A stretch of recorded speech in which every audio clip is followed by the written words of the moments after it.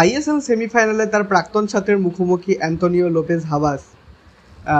লাল রিঞ্জুয়েলা লাল বিয়ানকাকে নিয়ে দড়ি টানাটানি তিনটি আইএসএল টিমের মধ্যে, এবং ফাইনালি জিকসন সিংকে কি সত্যি মোহনবাগানের দরকার? তো hello guys, welcome to channel Bangabandhu Bangabandhu ভিডিওতে আপনারা সবাইকে আরেকবার স্বাগত। আজকে আমি নিয়ে এসেছি ইন্ডিয়ান ফুটবল আপডেটসে আরও একটি পর্ব। তো চলুন একদম দেরি না করে শুরু করা যাক। গতকাল হয়ে গেল কিন্তু আইএসএলের ফার্স্ট প্লে অফ ম্যাচ, এবং সেটা অনুষ্ঠিত হয়েছিল ইভান ভুকোমানোভিচের দল এবং সার্জিও লোবেরার দল ওড়িশা এফসি বনাম কেরালা ব্লাস্টার্স এফসির মধ্যে। তো সেই ম্যাচটা কিন্তু ওড়িশা 2-1 গোলে জিতে নিয়েছে, এবং আমার মাঝে মাঝে আমার মনে হয় যে ইগর কিন্তু এর থেকে অনেক বেটার টিম এক্সপেক্ট করেন। তিনি যেসব খেলোয়াড়কে চেয়েছিলেন তাদের কিন্তু কাউকেই পাননি ট্রান্সফার মার্কেটে। প্লাস আর সেকেন্ডারি যে কথাটা, সেটা হচ্ছে তার দল কিন্তু এখন আর মিনি হসপিটাল না। তার দলে এত চোট আঘাতের সমস্যা রয়েছে যে পুরো একটা বড় হসপিটাল একটা হয়ে গিয়েছে দলটা। তো যে কারণে কিন্তু হয়তো নেক্সট যদি কোনো রকমে যদি ওড়িশাকে হারিয়েও দিত, পরে গিয়ে হয়তো মোহনবাগানের কাছে তারা হেরেই যেত। কারণ এই সেকেন্ডারি, তারপর লারা শর্মাকে আপনারা দেখলেন সিনিয়র স্ট্রেচারে করে মাঠ ছেড়ে চলে গেলেন। তো গোলকিপারই ফার্স্ট চয়েস গোলকিপার চোট, সেকেন্ড চয়েসে গোলকিপারেরও স্ট্রেচার করে মাঠে গেলেন, মাঠের বাইরে গেলেন, কতদিনের চোট ভগবান জানে।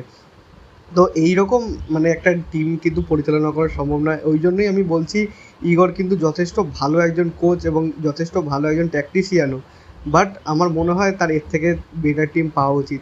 যাই হোক, ওড়িশা এফসি কিন্তু 23 এবং 28 তারিখে কিন্তু মুখোমুখি হবে মোহনবাগানের, এবং সেটা হবে আইএসএলের ফার্স্ট সেমিফাইনাল। 23 তারিখের ম্যাচটা অ্যাওয়ে ম্যাচ রয়েছে, অর্থাৎ কলিঙ্গ স্টেডিয়ামে খেলা হবে, এবং 28 তারিখের ম্যাচটা অর্থাৎ ফিরতি লেগ যেটা হবে, সেই ফিরতি লেগটা কিন্তু যৌভারতীতে খেলা হবে। তো টিকিট বিক্রি কিন্তু শুরু হয়ে গিয়েছে। আপনারা যারা টিকিট কিনতে চান, যারা খেলা মাঠে গিয়ে দেখতে চান, তো আপনারা অবশ্যই কিন্তু তাড়াতাড়ি গিয়ে টিকিটটা গ্র্যাব করে নিন। আর হাবাস কিন্তু আরও একবার মুখোমুখি হবেন। এর আগে একবারই মুখোমুখি হয়েছিলেন তিনি। সেই ম্যাচটা কিন্তু 0-0 ড্র হয়েছিল। তো যাই হোক, হাবাস কিন্তু রয় কৃষ্ণার আরও একবার মুখোমুখি হবেন, যিনি তার পুরনো ছাত্র। আর সেই ম্যাচে দেখা যাক এবং রয় কৃষ্ণা পারফর্ম করতে পারেন কি না, এবং উড়িষ্যা সর্বমোট কেমন পারফর্ম করে এই দুটো ম্যাচে।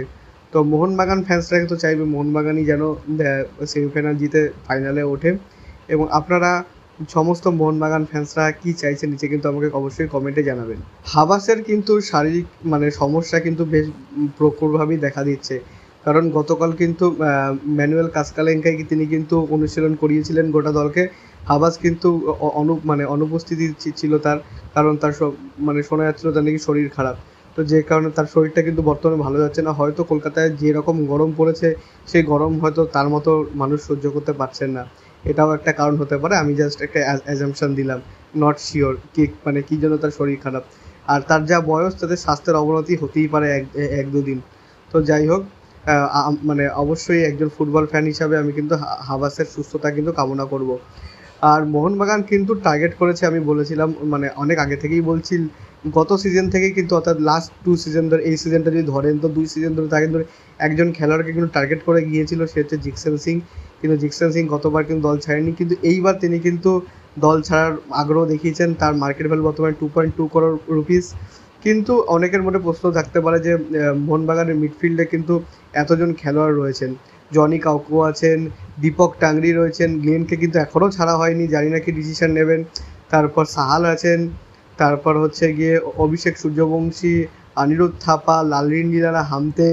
তো এতজন খেলোয়াড় থাকতেও কি তাহলে দরকার কোনোভাবে জিকসন সিংকে? তো দেখুন, আমার মনে যেটা চলছে সেটা আমি আপনাদেরকে বলছি। কারণ নেক্সট সিজন থেকে শুধু আইএসএল, ডুরান্ড কাপ বা সুপার কাপ শুধু খেলবে না মোহনবাগান, মোহনে কিন্তু আরও বড় টাইট শিডিউল হবে। কারণ এসিএল 2 সেকেন্ড ডিভিশন এসিএল কিন্তু মোহনবাগান খেলবে, এবং ডাইরেক্ট গ্রুপ স্টেজে খেলবে। তো সুতরাং এখানেও এতগুলি টুর্নামেন্ট একসাথে খেলার জন্য শুধুমাত্র স্টার্টিং 11 ভালো থাকলে হবে না, চোট আঘাত কার কখন আসে সেটা কিন্তু বলা যায় না। তো যে কারণে কিন্তু আমার মনে হয় একটা সঠিক ফার্স্ট 11-এর পাশাপাশি কিন্তু এটা দরকার একটা রিজার্ভ বেঞ্চও। তো আমার মনে হয় যদি জিকসনকে নিতে পারে তো মিডফিল্ডটা ভারী হবে। তবে আমার মনে হয় বিদেশি 2-1 বিদেশির হয়তো চেঞ্জ হতে পারে মোহনবাগানে। কে হতে পারে এখনও অবধি কিন্তু জানতে পারছি না, তো সেটা পরেই জানা যাবে।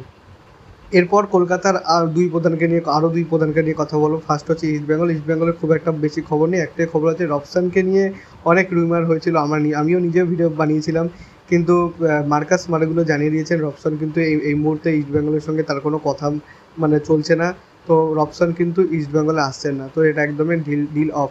আর মোহামেডানের জন্য একটু খারাপ খবর, সেটা হচ্ছে লাল বিয়ানকা, যিনি কিন্তু গত সিজনে আইজল এফসির দুরন্ত পারফর্ম করেছেন, 20 ম্যাচে 15 গোল 3 অ্যাসিস্ট, অর্থাৎ 18টা গোল কন্ট্রিবিউশন ছিল তার। তো এই তরুণ স্ট্রাইকারকে কিন্তু পেতে চেয়েছিল মোহামেডান এফসি, এবং তিনি তরুণ লাল বিয়ানকা তিনি কিন্তু নিজেও চেয়েছিলেন যাতে কোনো আইএসএল ক্লাবে তাকে অফার করে এবং তিনি সেখানেই খেলতে চান। তো যে কারণে মোহামেডান ভাবছিল তাকে অফার করবে এবং এই সামার ট্রান্সফার উইন্ডোতে তাকে কিন্তু সই করাবে, যেহেতু ডেভিড অলরেডি ইস্ট বেঙ্গলের পথে পা বাড়িয়ে রেখেছেন। কিন্তু এখন বর্তমানে আরও দুটো দল কিন্তু আসরে নেমেছে, সেটা প্রথমজন হচ্ছে পাঞ্জাব এবং দ্বিতীয়জন গোয়া। তো আমার মনে প্রশ্ন একটাই, শুধু আমার নয়, মানে যারা মোহামেডান ফ্যান আছে আপনাদের মনে হয়তো এই প্রশ্নটা আসবে যে লাল বিয়ানকা কি তাহলে মোহামেডানের প্রস্তাবকে অ্যাকসেপ্ট করবে, নাকি এফসি গোয়া এবং পাঞ্জাব এফসি কিন্তু ফার্স্ট সিজনে যথেষ্ট ভালো পারফর্ম করেছে এবং এফসি গোয়া কিন্তু ডেলি নকআউট কিন্তু খেলে প্রতি বছরই প্রায়। তো সুতরাং লালরিনজোয়ালা কোন ডিসিশন নেয় সেটাই কিন্তু দেখার।